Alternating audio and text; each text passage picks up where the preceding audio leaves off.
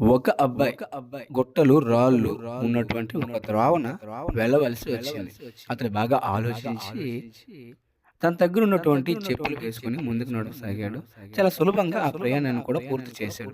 అదే అబ్బాయి చాలా చదునైన త్రోవ వెంబడి వెళ్ళవలసి వచ్చింది.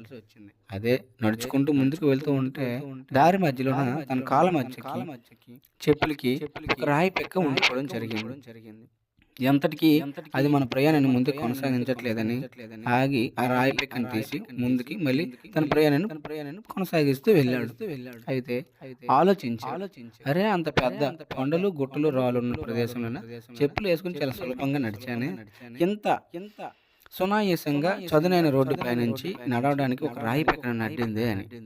మీకు అర్థమైంది అనుకుంటున్నాను. మనం ఏదైతే సమస్యగా భావిస్తామో, కష్టంగా భావిస్తామో, మన తలలోనికి ఎప్పుడైతే ఎక్కించుకున్నామో మన ప్రయాణాన్ని ముందుకి కొనసాగనీయకుండా ఆపుతాయి.